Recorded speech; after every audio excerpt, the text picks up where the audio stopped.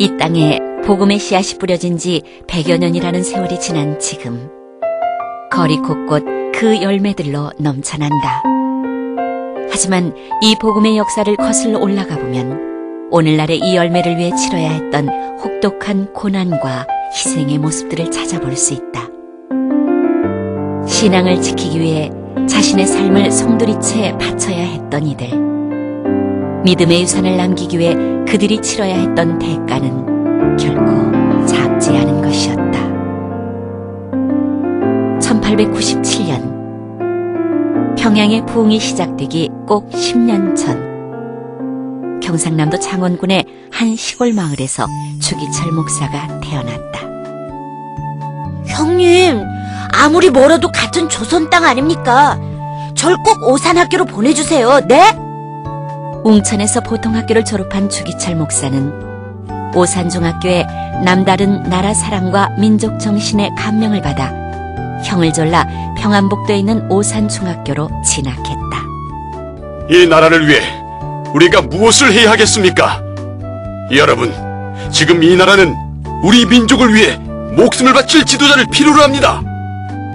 오산학교에서 만난 고당 조만식 장로와의 인연은 그에게 나라를 향한 뜨거운 애국심을 심어주었을 뿐 아니라 훗날 그를 평양 산정형 교회로 가게 하는데 결정적인 역할을 하게 된다. 이 모든 게 하나님의 섭리였으리라. 이후 청년 주기철은 연희 전문학교에 진학을 하지만 지병인 안질이 악화되는 바람에 공부를 중단하고 고향으로 돌아가게 되고 그 일을 계기로 그는 생각지 못했던 인생의 새로운 장을 시작하게 된다. 낙향 후 고향에서 3.1운동을 주도하던 그는 친구와 함께 우연히 마산의 한 교회 부흥회에 참석하게 되는데 자네도 꼭 와야 하네. 부흥회라 처음이지만 왠지 자꾸 마음이 가는걸? 그때 부흥회를 인도했던 목사가 바로 당대의 부흥사 김익두 목사였다. 부흥회 세 번째 날, 성령 충만함을 받아 십자가의 복음을 위해 일하는 것이 참 애국이요 나라를 구하는 일입니다. 성령을 받으시오. 오 하나님, 나의 하나님. 처음으로 뜨거운 성령 체험을 한 주기철은 이날을 계기로 목사로서의 헌신을 다짐한다. 이후 그는 평양에 있는 평양신학교에 입학, 3년 뒤 신학교를 졸업하고 정식으로 목회 사역을 시작하는데 무사히 이 신학 공부를 마치게 해주신 하나님께 모든 영광과 감사를 올려드립니다.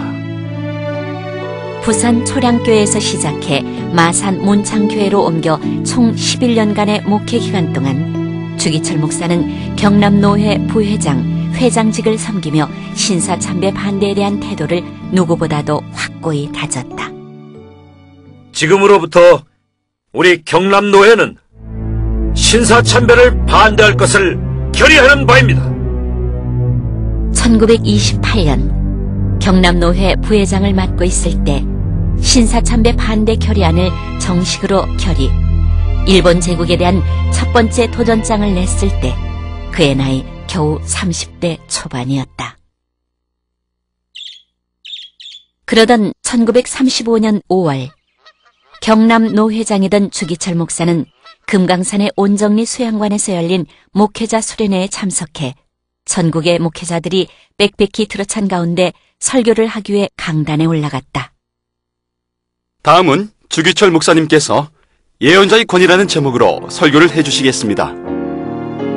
세례 요한은 동생의 아내와 간통한 헤롯 왕을 그 면전에서 책망하였습니다. 죽이고 살리는 권한을 한 손에 들고 있는 임금 앞에서 그 죄를 책망한 세례 요한은 물론 일사각오였고 그 일사각오 연후에 할 말을 다 하였고 그 일사각오 연후에 선지자의 권위가 섰던 것입니다. 그런데 오늘날 목사님 여러분들은 강단 앞에서 하고자 하는 말을 왜 못하시는 겁니까? 몰라서 말을 못하는 겁니까? 알고도 모른 체 하는 겁니까? 당장 그만하지 못해! 주목사, 그만 입 다무는 게 신상에 좋을 텐데. 뭐 하는 거야? 빨리 연행해! 이러시면 안 됩니다.